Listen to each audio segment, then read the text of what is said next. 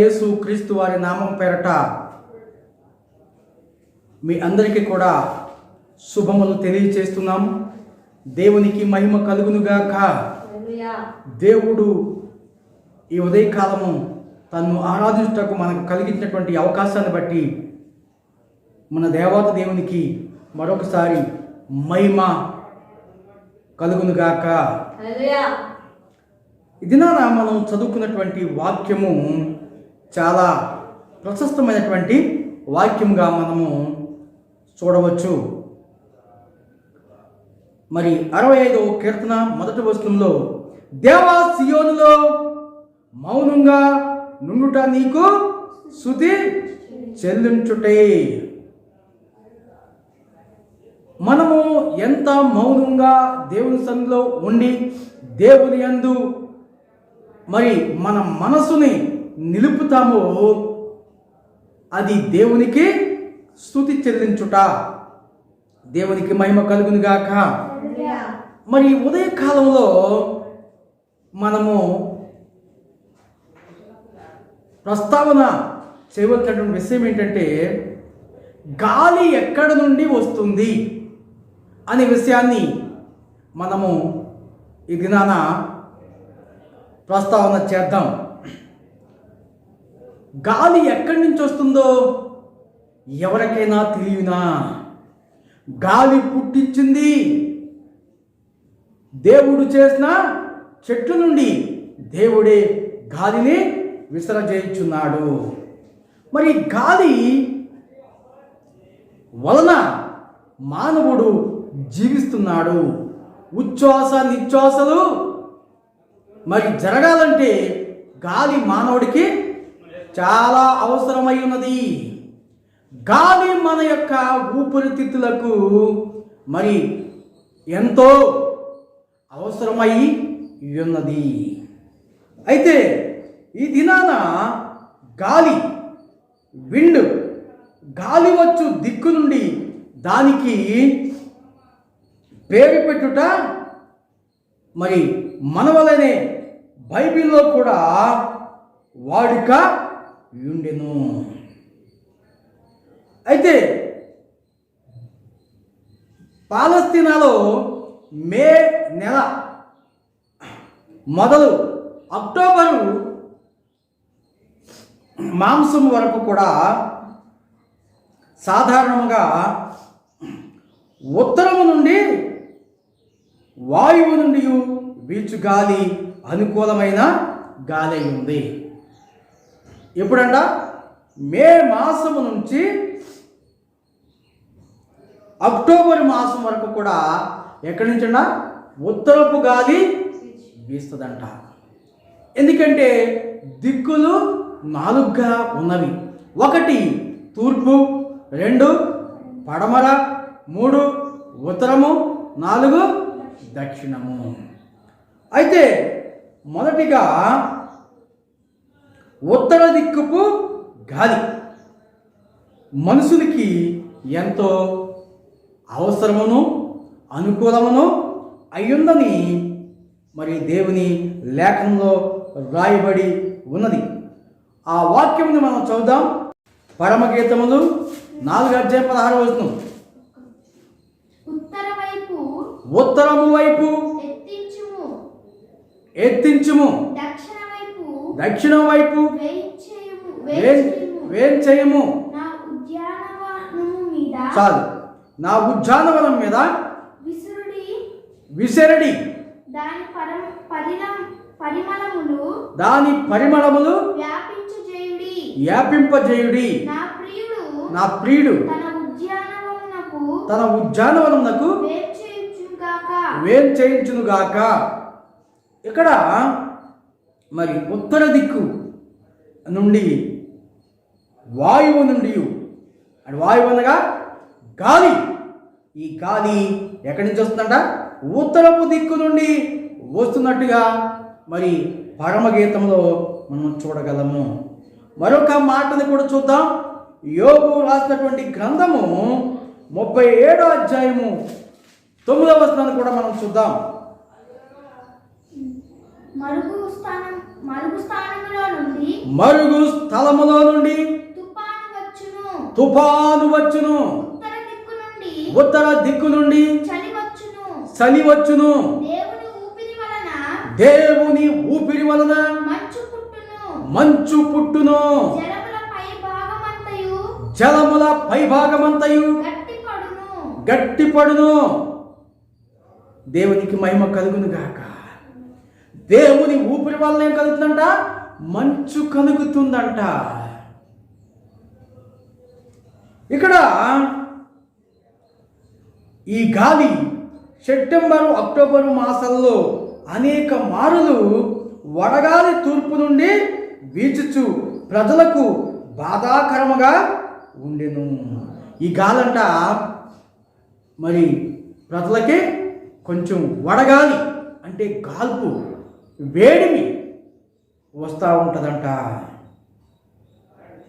అయితే మంచు ఇది శీతాకాలము. ఈ శీతాకాలంలో మంచు వస్తుంది. ఈ మంచు ఎక్కడ నుండి వస్తుంది అంటే దేవుని ఊపిరి నుండి మంచు పడుతుందంట.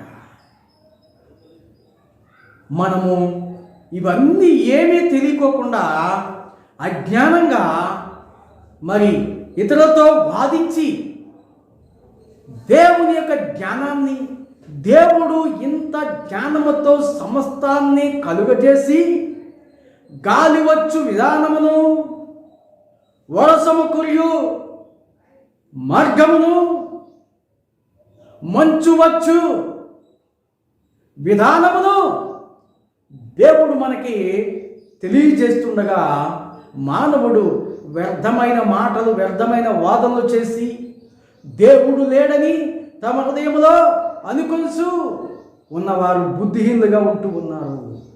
గాలి ఎక్కడ నుండి వస్తుంది? వర్షము ఎక్కడ నుండి వస్తుంది? మంచు ఎక్కడ నుండి వస్తుంది? ఎండ ఎక్కడి నుంచి వస్తుందో నీవు చెప్తావు. సూర్యుడి నుండి వస్తుందని చెప్తావు. ఎలుతురు రాత్రిలో ఎక్కడి నుంచి వస్తుందంటే చంద్రుడి నుండి వస్తుందని చెప్తావు. కానీ వర్షము ఎక్కడ నుండి వస్తుంది? గాలి ఎక్కడ నుండి వస్తుంది? అలాగనే మంచు ఎక్కడ నుండి వస్తుంది? నీకు తెలియనా? ఆ ప్రశ్నలకి జవాబు పరిశుద్ధ గ్రంథంలో రాయబడి ఉన్నది. యోబు గ్రంథం 37వ అధ్యాయం 9వ వచనం మరొకసారి చదువుదాం. మరుగు స్థలములో నుండి తుఫాను వస్తుందంట. వర్షము మరుగు స్థలం అంటే ఎప్పుడైతే భూమి సూర్యుని చుట్టూ తిరుగుతుందో అక్కడ ఆ ప్రదేశం అంతా కూలైతుంది, చల్లబడి ఆ మరుగు స్థలములో నుండి ఏమొస్తుందంట? తుఫాను పుడుతుందంట. తర్వాత ఉత్తర దిక్కు నుండి చలి వచ్చును. దేవుని ఊపిరి వలన మంచు పుట్టును. అర్థమవుతుందా ప్రియులారా? ఎందుకంటే ఈ బైబిల్ గ్రంథంలో మొదటిగా రాయబడినటువంటి గ్రంథం ఏంటంటే యోబు గారు రాసినటువంటి గ్రంథమే. మరి ఎందుకు మధ్యలో పెట్టారయ్యా? యోబు గారు మాట్లాడిన మాటలు ఈ భూమికి పునాది వేస్తున్నటువంటి విధానాన్ని తెలియజేస్తూ ఉన్నవి. కానీ అనేక మంది ఆలోచనలు మరి అజ్ఞానంతో కూడినటువంటిగా ఉంటూ వారు మాట్లాడుతూ ఉంటారు.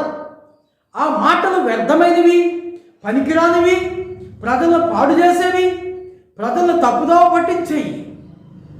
మరి స్థిరస్థాయిగా ఉండే మాటలు ఏమిటంటే ప్రభు సన్నిధిలో పరిశుద్ధముగా పరిశుద్ధ గ్రంథం నుండి పలకబడిన వాక్కులు ప్రజలకి ఏమి కలగజేస్తాయంట?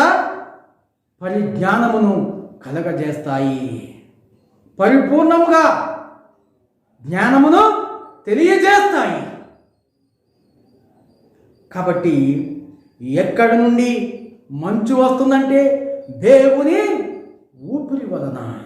మంచు కలుగుతుందంట. మరుగు స్థలములో నుండి తుఫాను వస్తుందంట. దేవుని లేఖనము హోషేయ గ్రంథము 13వ అధ్యాయం 15వ వచనం. నిజముగా ఎఫ్రాయిము తన సహోదరులలో ఫలాభివృద్ధి నొందును. అయితే తూర్పు గాలి వచ్చును. యెహోవా పుట్టించు గాలి అరణ్యములో నుండి లేచును. అది రాగా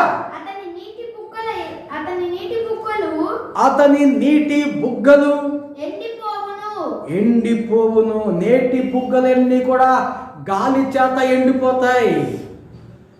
గాలి విసిరినప్పుడు ఏం చేస్తంట? నదిలో ఉన్నటువంటి నీళ్లు ఆరిపోతాయి. అయితే గాలికి బట్టలు కూడా, తడి బట్టలు కూడా ఆరుతాయి. గాలి చేత ఏమవుతుందంట? తడిగా ఉన్నది పొడిగా అవుతుంది. అంటే చెమ్మంతా కూడా గాలికి ఆరిపోతుంది. బట్టలు నీటిలో ఉతికి ఆరబెట్టినప్పుడు దేనికి ఆరుతాయంటే గాలికి ఆరిపోతాయి. కాబట్టి ఇక్కడ అరణ్యములో ఏం పుడుతుందంట? గాలి పుడుతుందంట. ఎవరు పుట్టిస్తున్నారు? దేవుడు.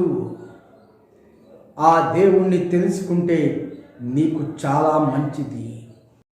103వ కీర్తన 14వ వచనం చూద్దాం.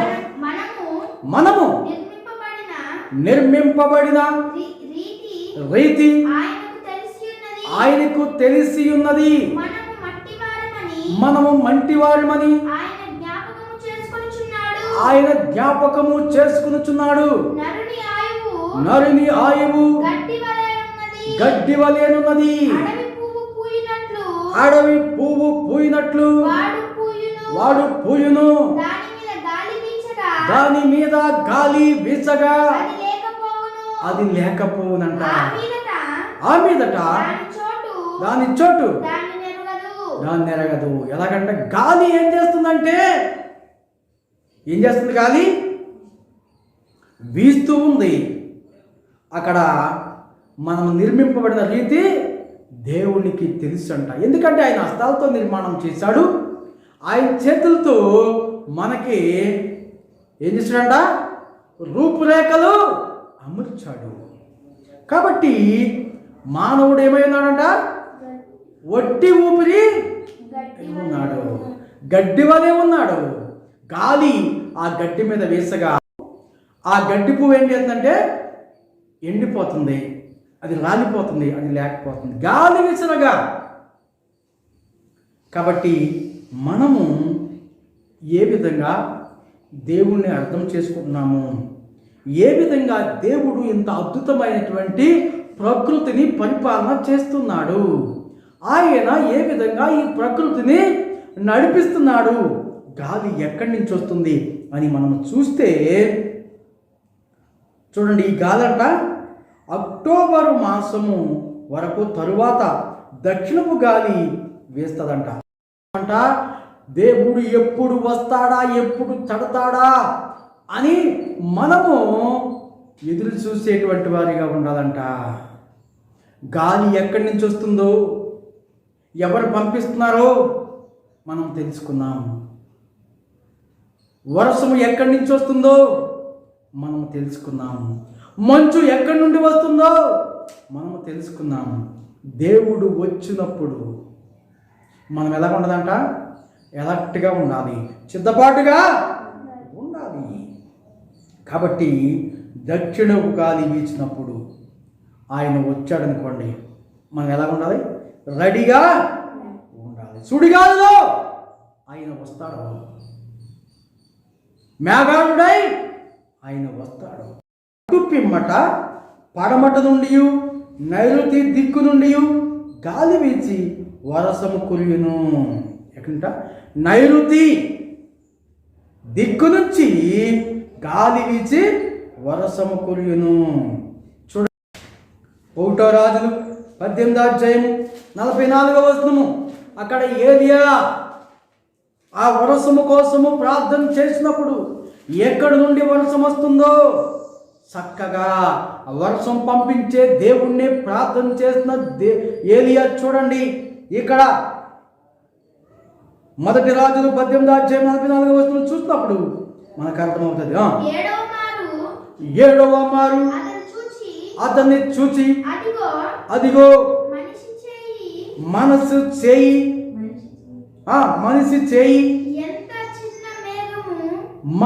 చేయి అంత చిన్న మేఘము సముద్రము నుండి పైకి ఎక్కుచున్నదనెను. అప్పుడు ఏలియా నీవు అహాబు దగ్గరకు పోయి నీవు వెళ్ళకుండా వర్షము నిన్ను ఆపకుండానట్లు నీ రథమును సిద్ధపరచుకుని చాలు. ఇక్కడ చూడండి, ఏలియా ప్రార్థన చేస్తూ ఉన్నాడు, అహాబు అక్కడ ఉన్నాడు. అప్పుడు వరకు 3.5 సంవత్సరం వర్షము కురవలేదు. ఇప్పుడు ఏలియా ప్రార్థన చేస్తున్నప్పుడు సముద్రములో నుండి ఏం చేస్తుందంట, మేఘము పైకి ఎక్కుతుందంట. అంటే కింద ఉన్న ఆవిరి పైకి వెళ్ళినప్పుడు పైన జలములు కిందకి కురుస్తాయన్నమాట. దేవుని స్తోత్రం కలుగునుగాక. ఎంత సీక్రెటో! సముద్రములో నుంచి ఏమెక్కుతుందంట, అరిచేయంత మేఘము పైకి ఎక్కుట చూచుతుంది అని తన యొక్క యజమానుడితో చెప్తున్నాడు. ఇక్కడ చూసారా, కింద ఉన్న ఆవిరి, జలముల పైన ఉన్న ఆవిరి పైకి వెళుతుంటే ఏమవుతుంది, పైన జలములు కరిగి కిందకి వస్తూ ఉన్నాయి. ఇంకా మనం చూసినప్పుడు నైరుతి దిక్కు నుండి గాలి వీచి వర్షము కురియును అని తెలియజేస్తుంది. లోకాసు వార్త 12:44 కూడా చూద్దాం. లోకాసు వార్త 12:54. లోకాసు మరియు ఆయన జన సమూహములతో ఇట్లనేను, మీరు పడమట్టు నుండి మబ్బు పైకి వచ్చుట చూచినప్పుడు వాన వచ్చున్నదని వెంటనే చెప్పుదురు. అలాగే జరుగును. దక్షిణపు గాలి విసురుట చూచినప్పుడు వడగాలి కొట్టునని చెప్పుదురు. అలాగే జరుగును. చూడండి, దేవుడు చెప్పుతున్నాడు. ఈ మాటలు దేవునికి మాత్రమే తెలియను. కాబట్టి గాలి ఎక్కడి నుంచి వస్తుంది, వర్షము ఎక్కడి నుంచి వస్తుంది, మంచు ఎక్కడి నుంచి వస్తుంది? గాలి ఎక్కడంట, అరణ్యములో నుండి సుడిగాలి లేచును, మరుగు చోటు నుండి తుఫాను పుట్టును. దేవుని నోట నుండి వచ్చే ఊపిరి వలన మంచు పుట్టును. నీవు నేను చేసే అవసరత వల్ల మన అక్కడ తీరి ఏమవుతుందంట, మనకి ఆశీర్వాదం కలుగుతుంది.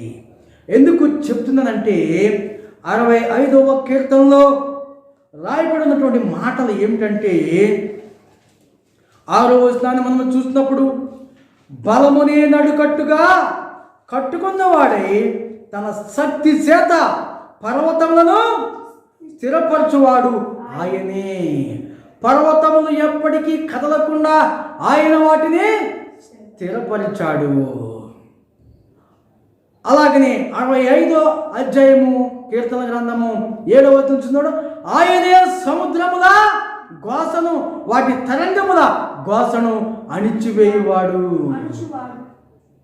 చూసారా, సముద్రము కెరటాలు వస్తున్నప్పుడు, ఆలలు రేగుచున్నప్పుడు ఎవరు వాటిని రేపుచున్నారు?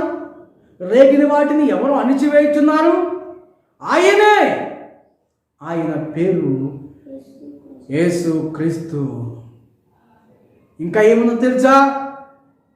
జనముల అల్లరి చల్లార్చువాడు. జనముల అల్లరి చల్లార్చువాడు ఆయనే. నీ సూచక్రియలను చూచి దిగాంత నివాసులు భయపడుదురు. ఉదయ సాయంత్రములు ఒప్పత్తులను నీవు సంతోష భరితులుగా చేయుచున్నావు. ఉదయ సాయంత్రములు ఉత్పత్తి అవుతున్నాయంట. ఏమవుతాయంట? ఉదయం ఉత్పత్తి అవుతుంది, సాయంత్రం కూడా ఉత్పత్తి అవుతుంది. సాయంత్రమున ఉదయము కలగ్గా ఒక దినమాయను. ఉత్పత్తి అవుతుంది. దినాలు 1, 2, 3 అని మనం లెక్కలు చేస్తున్నాము. సంవత్సరాలని, నెలల్ని, గంటల్ని ఎలాగో లెక్కించుచున్నామంటే ఉత్పత్తి. ఉదయము సాయంత్రమును ఆ ఉత్పత్తుల నీవు సంతోషభరితులుగా చేయుచున్నావు. నీవు భూమిని దర్శించి దాన్ని తడుపుచున్నావు. భూమిని ఎవరు తడుపుతున్నారంట? ఆయన దర్శించి భూమిని తడుపుచున్నాడంట. దానికి మహదైశ్వర్యము కలగజేసిన వాడవు.